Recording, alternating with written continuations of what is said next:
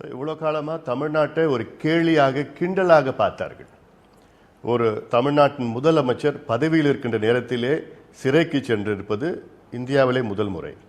ஒரு தலைமை செயலாளர் வீட்டிலே வருமான வரித்துறை சோதனை நடத்தியது இந்தியாவிலே முதல் முறை. ஆக காலில் விழுகின்ற கலாச்சாரம் இது போன்றெல்லாம் பார்த்தா ஒரு கேலி கிண்டலாக பார்த்துருந்த சூழல் இன்னைக்கு மரியாதையாக பார்க்குறாங்க. தமிழ்நாட்டினா மரியாதை வந்திருக்கு. யாரால?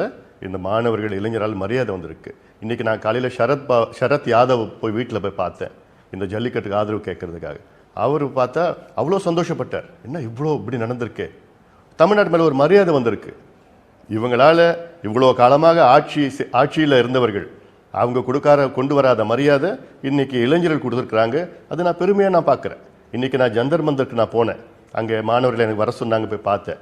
அவ்வளோ உணர்வுபூர்வமாக அவங்க சொல்றதுலாம் அரசியல் பேசக்கூடாது. நான் அரசியல் பேச வரல, நான் வந்தது உங்களை பாராட்டு வந்திருக்கிறேன்.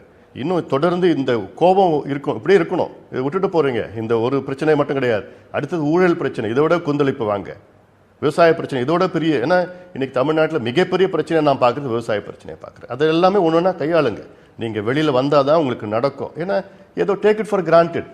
இதுக்கு முன்னாடி அரசியல் கட்சிகள் எப்படி இருப்பாங்கன்னா, பிரச்சனையா ஒரு போராட்டம், ஆர்ப்பாட்டம், ரயில் மறியல் இப்படிலாம் போயிட்டு ஒரு அடையாளம் ஃபோட்டோ வரும், உங்கள் தொலைக்காட்சியில் நீங்கள் பக்கமாக நீங்கள் பேசுவீங்க.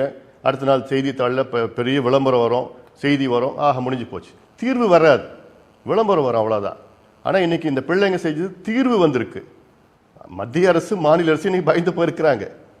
அதனால் இது தீர்வு கொண்டு வந்திருக்காங்க. அதனால தான் உண்மையிலே அந்த மாணவர்களை நான் பாராட்டுறேன். ஒரு பிரச்சனைக்கு தீர்வு இவ்வளோ ஒரு 5-6 நாட்களில் கொண்டு வந்திருக்கிறாங்க. ஆனால் இது 5-6 நாட்கள் மட்டும் கிடையாது, மனசுக்குள்ளே இருக்கின்ற அந்த கோபம், அந்த வெளிப்பாடு, அதுதான் இன்னைக்கு லட்சக்கணக்கான மக்கள் மெரினா பீச்சில் மட்டும் கிடையாது, தமிழ்நாடு முழுவதும் அனைத்து பகுதியிலும், அனைத்து மாவட்டங்கள், அனைத்து ஊர்களிலும் இன்னைக்கு வெளியில் வந்துக்கிட்டு அந்த ஒரு வெளிப்பாடு கொண்டு வந்து ரொம்ப சந்தோஷம், ரொம்ப மகிழ்ச்சியாக இருக்கு நான் பார்க்குறேன்.